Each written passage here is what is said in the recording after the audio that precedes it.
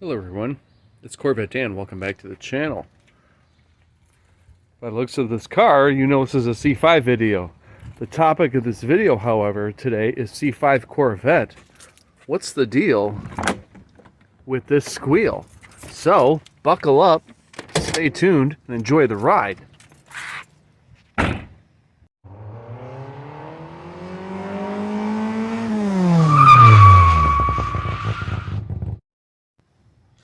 Okay everybody, before we get started, I need to mention something very important, and that is the ABCs of safety, which are always be careful. For example, we're going to be looking for a noise, right?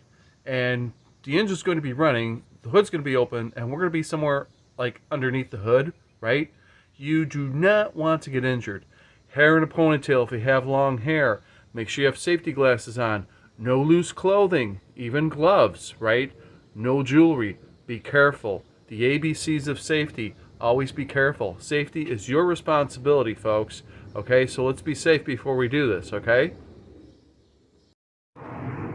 Okay, so if you got a weird sound coming from your car, a squeal, if you will, we're going to do that for you so you can hear it firsthand. I'm going to let you listen, too, because it may not be your sound, but if it is, definitely you're going to want to pick up on this. So we're going to start the car.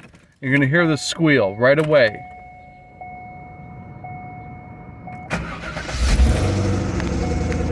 You can hear that, right? Yes, you can. Let's get underneath the hood. Yeah, I need a new tire pressure monitor, folks. What are you going to do? Okay.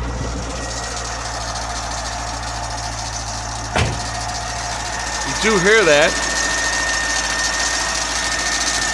So, what's important here is the type of noise instead of necessarily diagnosing specific noises. So again, I'm going to let you listen for a minute.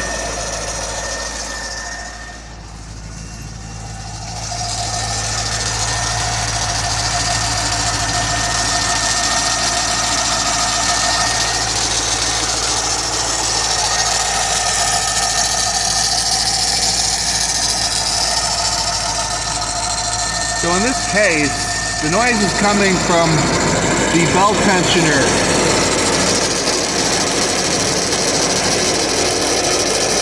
You'll be able to get close enough like this to tell if it's making the noise or not. In this case, it is.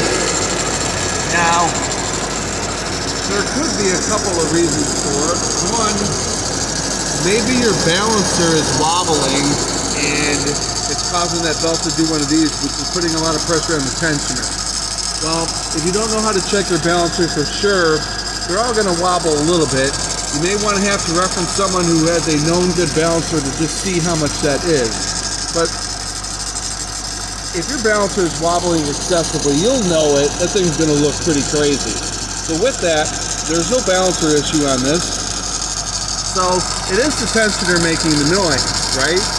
And these are pretty common with this car, so I'm sure a lot of you will be like, oh yeah, I have that noise. Another thing to consider too is this noise will go away as it warms up, right? Always does. It's like the third time this has happened over the course of almost 19 years of ownership. So with that, this noise is diagnosed to the belt tensioner. Now we're going to show you how to repair it. Stay tuned. Okay, so the part here is from Dayco, part number 89337, sourced from Rock Auto. Dayco is a manufacturer of belts. I think I can trust both Dayco and Rock Auto. The dealer would have been more expensive if they had it, and the local parts places were as well. I would not buy an auto part from that former bookseller online. They're good for many things. I just don't buy auto parts from them. So let's open up this box and verify that it's in fact the correct one. Okay, and after a careful inspection, I believe this is the correct one. The reason why these go bad is because you see there's a spring in here, right? And there's probably some kind of, I don't know, either some fluid or maybe a bushing to keep this thing, and it's just squeaking is what happens generally. And honestly, I've had the car for almost 19 years. It's probably the third belt tension I've replaced, including the one when I changed the harmonic balancer. So we're going to go ahead and show how this gets put on, but this is the right part.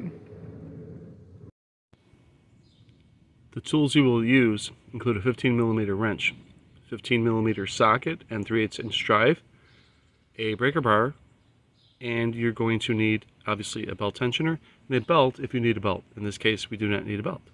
So let's get right at it.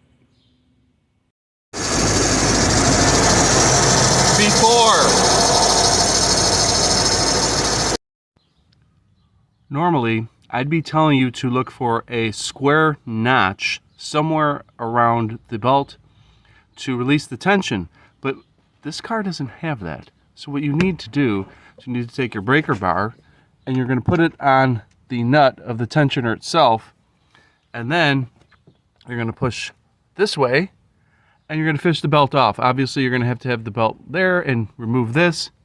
I cannot do that while I'm recording. So basically, what you're going to do is you're going to do this, and then you're going to release that tension on the belt, right? And then you're going to take off the tensioner. We're going to show that now. Once you have the belt away from the tensioner, you're going to remove these two 15mm bolts. This one is on top, and it wasn't too tight to start, so we'll do this one first.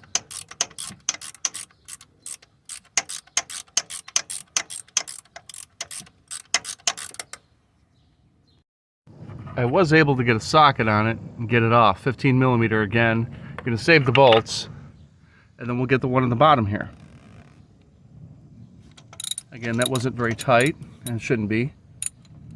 Forget the spec on it, but then you're going to get the bottom one off, and this one's coming off by hand now that I've loosened it, right?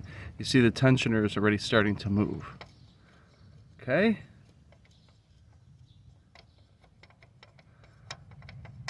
And it's really pretty simple, folks.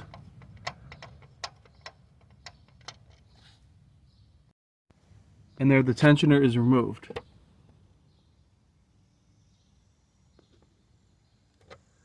And here's the old tensioner. You can't see that it's bad, but there's a plastic bushing in here which is causing the squeak. Here's the new tensioner. In comparison, you know, you really can't tell the difference. What you want to do is just make sure it's the same thing. It is.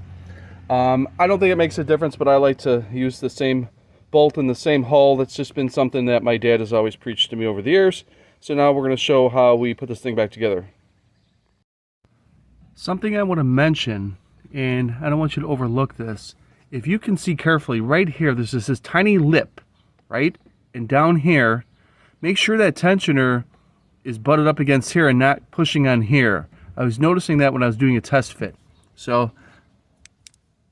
there and there. I know you can't see it very well with that light, so maybe I can zoom in and see if you can see those little notches. But make sure that tensioner is riding on here and not down here. It's not going to fit right if you don't do it like that, okay? Okay. So we got both bolts started, right? And you see what I'm talking about here? See that? Make sure it's like that. You know, you don't want to somehow have this little ridge. Right now I have it firmly pressed, and you see how it's not exactly butted up like it should be? It should be like that. Okay? So let's tighten this up.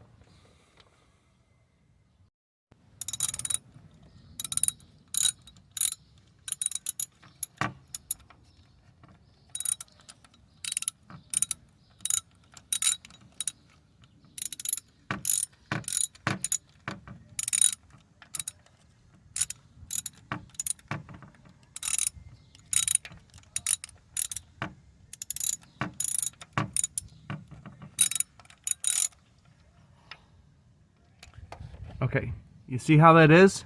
It's not caught on that lip. The bottom one you probably can't see, but it's going to be the same story. I have it where it's not on that lip. One thing I did fail to mention is there is an actual torque spec for this. So let's show that now.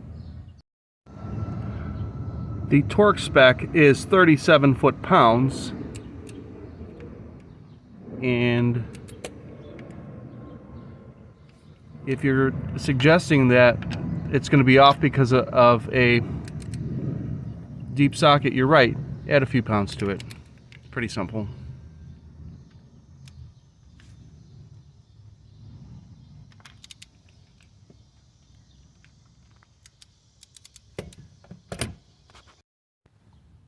Now, due to definitely needing two hands to fish the belt through and use the breaker bar, in this case, I used a 1/2-inch drive wrench. It's good enough. It's big enough.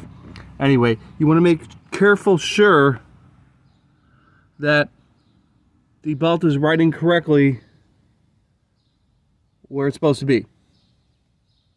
You'll be able to tell. If it's really that far off, you may not even get the belt on properly. So, but just be careful of that. Again, safety first, and let's hear it sound now.